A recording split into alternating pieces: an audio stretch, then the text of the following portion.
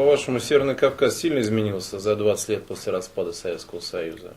Появилось ли что-то новое, что принципиально отличное в обществе, в обыденной жизни, во взглядах на окружающий мир населения Северного Кавказа за последние, ну скажем, может быть, 10-15 лет? Вы знаете, я хотел бы Кавказ так поделить бы. Городское население и сельское население. Понимаете, если в целом какой-то больной организм, болит все тело. Это естественно. И не могло быть, значит, о том, чтобы в России идет полный развал государства, идет хищническое поглощение всего то, что им не принадлежит. И когда грабили даже то, что нашим внукам, правнукам принадлежит, и в долги вгоняли детей, ну, не могла эта зараза не достигнуть и Кавказа. Там тоже было. Джин был выпущен, и вот это богатей любыми путями, здесь не должно никаких моральных тормозов, она тоже пришла туда. И значит, произошло такая в немалой части молодежи, да и старой гвардии, что для них главное в жизни стали деньги. Власти, деньги, деньги, власть. Затратить деньги, чтобы прийти к власти, и власть использовать для того, чтобы зарабатывать большие деньги. Ну, это практически и по всей Российской Федерации. Очень серьезную ошибку совершают некоторые политики и журналисты, когда говорят, что Кавказ – это сама корпорация коррупции. Для Кавказу взятки, которые вот здесь, там, в Москве, в других местах, какие взятки берутся в Кавказе, не снилось в самом дурном сне. Там не снились. Таких взяток и быть там не может. Поэтому, что у них там плохо, у нас, говорят, любят. И теперь вот это наветы, которые делаются, да, действительно, есть и корпоративность взяточности, есть кланы, приходят к власти, и только представители клана имеют возможность там занять какие-то государственные должности. Все это есть.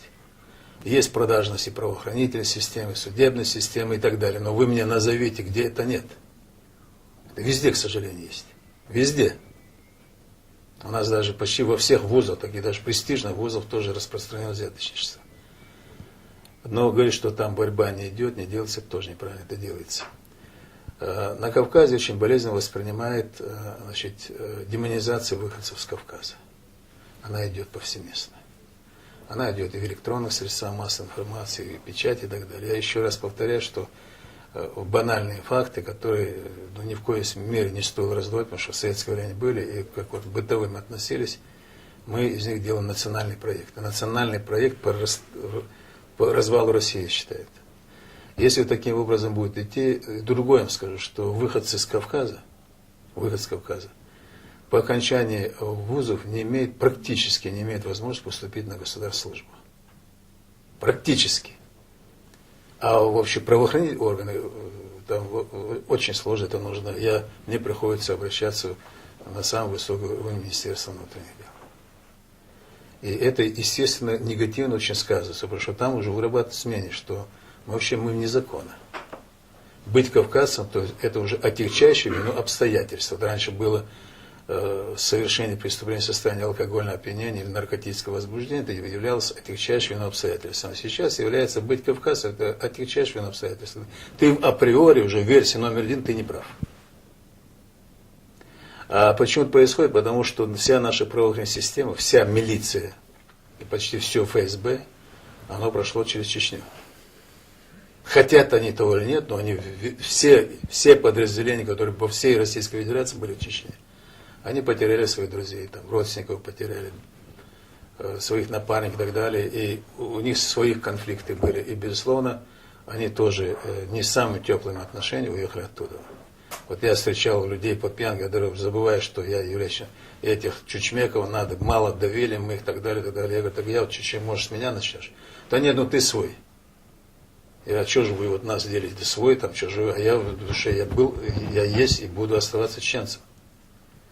Но я тот чеченец, который служу России во много раз больше, чем ты и тебе подобные, потому что я служу во имя своих детей. Я хочу, чтобы мои дети жили в процветающем, богатом государстве, где вот как ты не будет делить чучмеки, не чучмеки. Я ради этого делаю все это возможно. Я, не щадя себя, служу своей стране. Я хочу, чтобы дети мои жили, я знаю, они нигде не нужны. Я хочу в стране, где я родился, где вырос, чтобы мои дети были счастливы.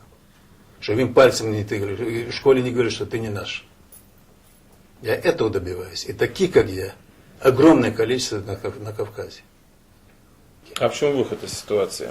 Как снять вот эту напряженность, которая, безусловно, у права существует в восприятии кавказцев в некоторых слоях нашего общества? Что нужно? Ну, во-первых, вы знаете, даже те, которые вот нагнетают обстановку, они тоже по-своему, вот как они себе представляют, они действуют правильно. Потому что у них есть учителя, идеологи, которые им внушают, вот они понаехали, и нам здесь не дают нормально жить. Я в 1991 году лежал в больнице, и когда прочитал очередной раз одну же утку, газета называлась «Глаз», называлась «Чеченская мафия. Все непросто». У меня была очень серьезная травма позвоночника, я еле приполз, как был вот спортивным там. Пришел на сессию Верховного Совета, но я, как член президиума, мне обязаны были предоставить слово. Значит, не очередь, я попросил слово выступить. Я говорю, начинается демонизация чеченцев. Чеченцев сделали евреями вчера. В свое время евреев во всех бедах обвиняли, помните, были погромы еврейские и так далее. Сейчас нас вместо них приносят жертву. Потому что евреи научились достойно защищать себя, они прекрасно это делают. А чеченцы, надо, наверное, чеченцы другим потывки на несколько столетий давать, чтобы они научились защищать себя.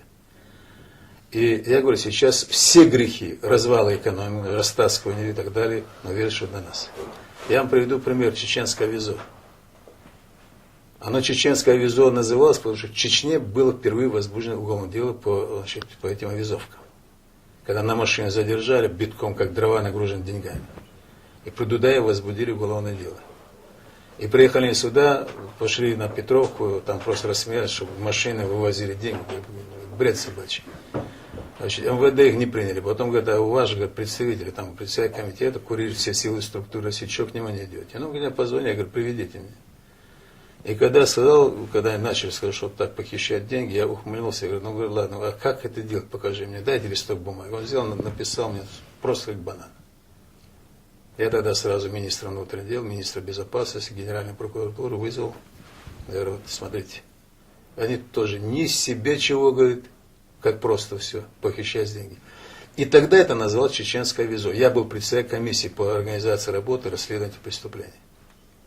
Тогда назвал чеченское визо, чтобы впервые возбудили. А по последующим, те, которые все это организовали, вообще и грабили эту страну, эти чеченские чабаны там придумали, оказывается, они в 1988 году, когда РКЦ придумали, это они придумали, оказывается. И все перевернули вот так.